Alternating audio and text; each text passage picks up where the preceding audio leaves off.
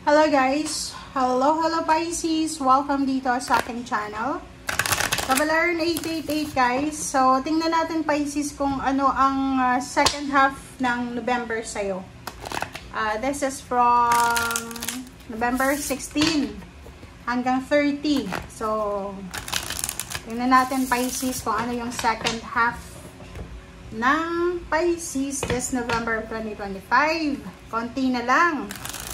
Tapos na yung 2025 guys. Alright, so ang ganda ng tarot deck ko. Okay.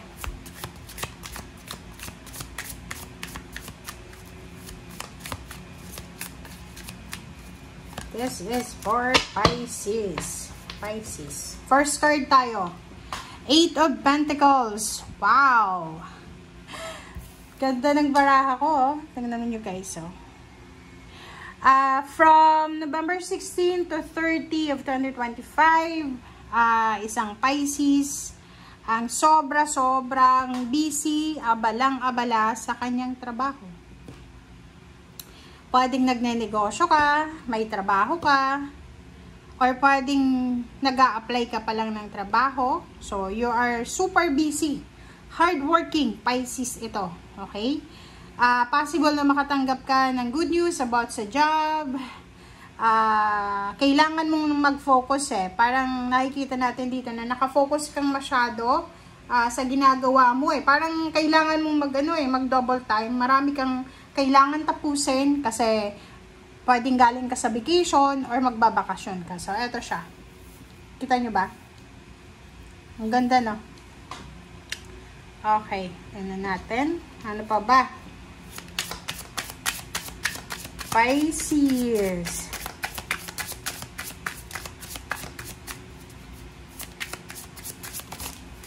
Alright. Wow.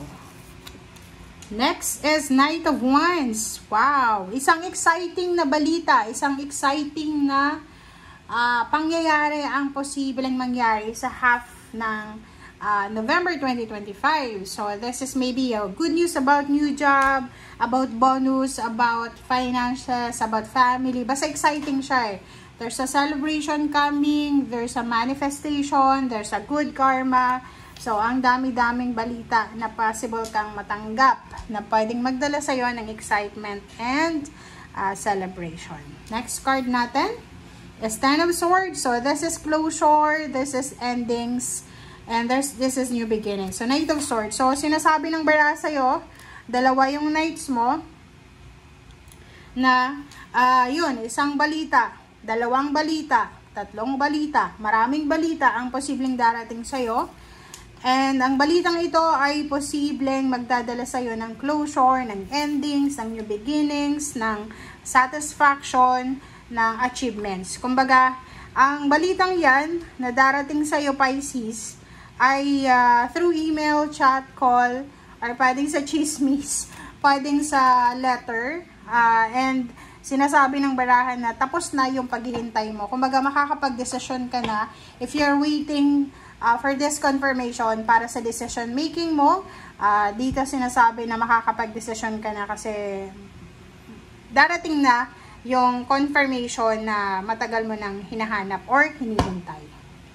Okay, so ano pa ba? Let's check.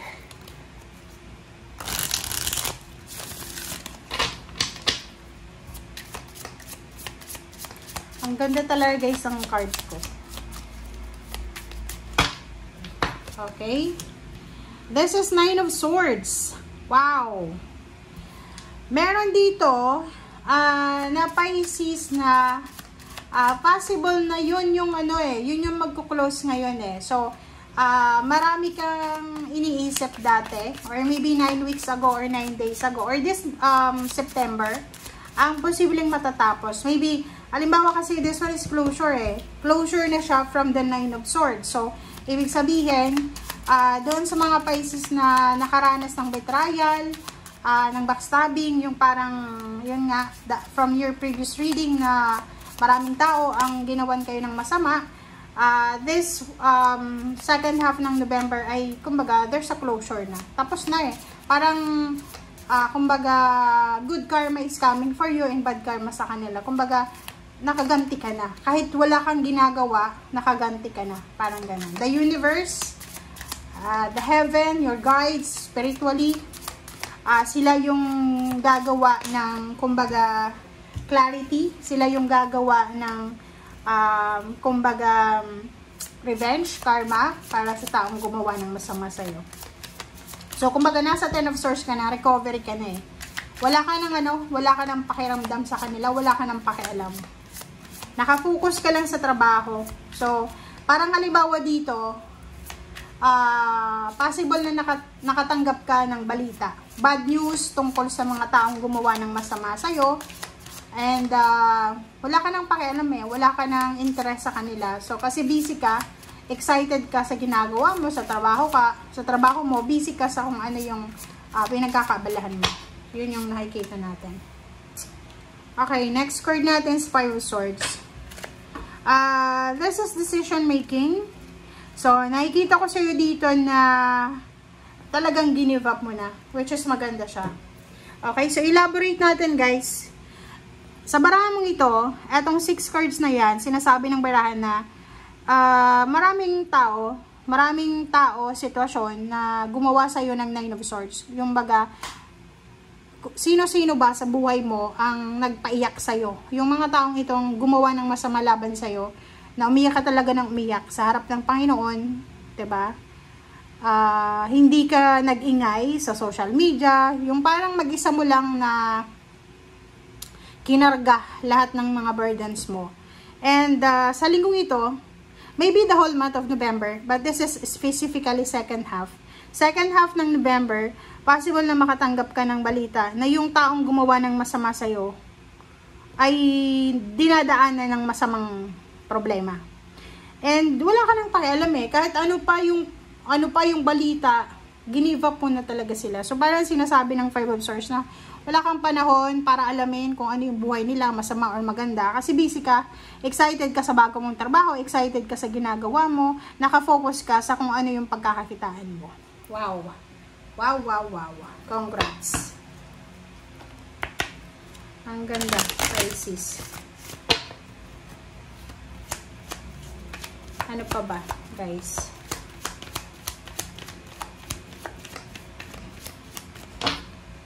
Okay. Main male. Okay, isang lalaki. Isang lalaki ang pinaka-importante sa'yo sa linggong ito. There's a relationship. Okay? Isang relasyon ang posibleng mabuo. Isang relationship ang pwedeng mag-blossom.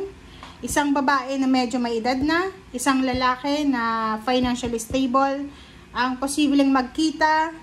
And they will pwedeng mag-blossom yung relationship na to or love life na yan.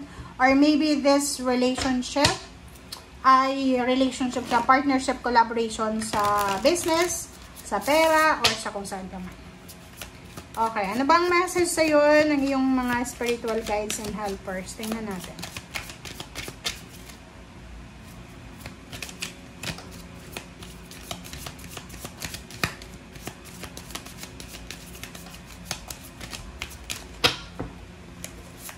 First card natin. Okay, purification and detoxification. It's time to release physical and energetic toxins from your life. Wow. Diba? Kasi nandito ka na sa Ten of Swords eh. You're recovering eh. Wala ka ng panahon doon sa mga tao na naging toxic sa buhay mo. So, kumbaga, congratulations. Gusto kitang tapikan sa likod mo. Gusto kitang palakpakan. Kasi eto, Pisces, this is a message from your spiritual helpers and guides na you need to remove them.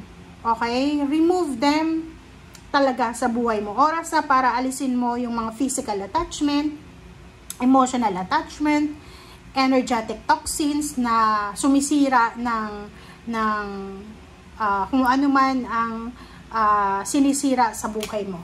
Okay? Connections, parang ganun. Yung mga tao na tinitrigger yung emotion mo, so kailangan mo nang alisin sila sa buhay mo.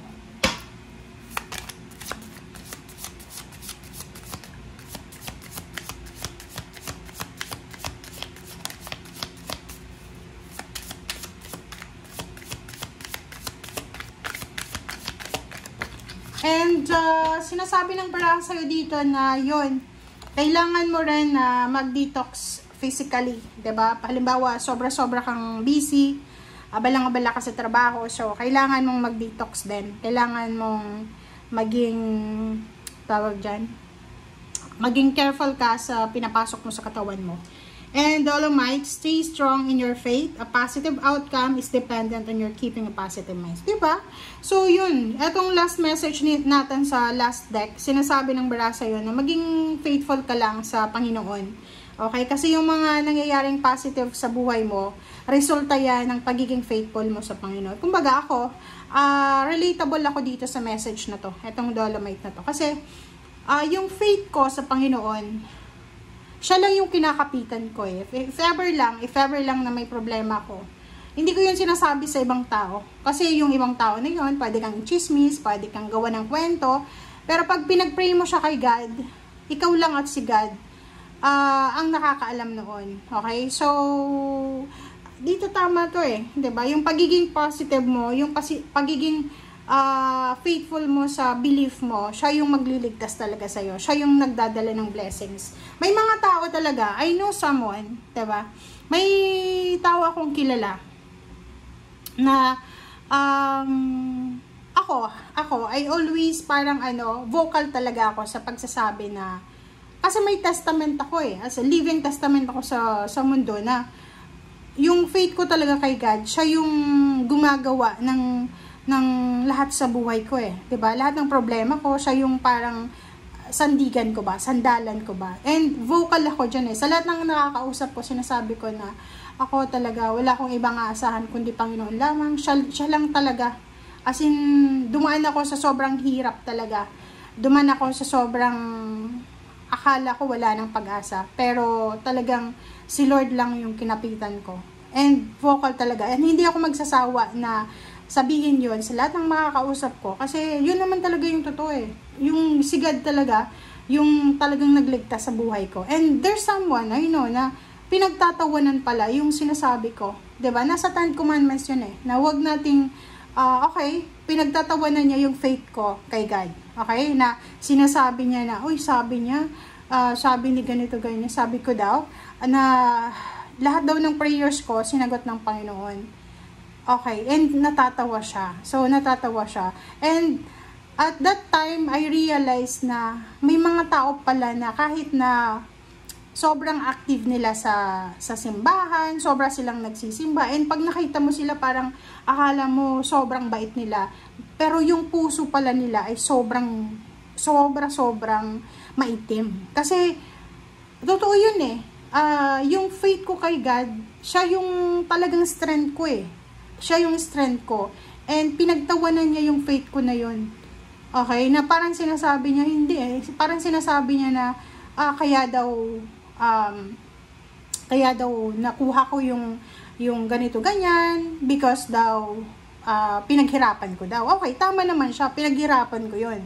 Pinaghirapan ko yung blessing ko. Pero kahit maghirap ako sa blessings ko, kahit pa anong gawin ko sa blessings ko, kung wala akong paniniwala sa Panginoon, wala ring mangyayari. Kasi marami akong kilalang tao na sobrang sipag nila, sobrang galing nila mag-manage ng sarili nila, pero wala silang Diyos eh.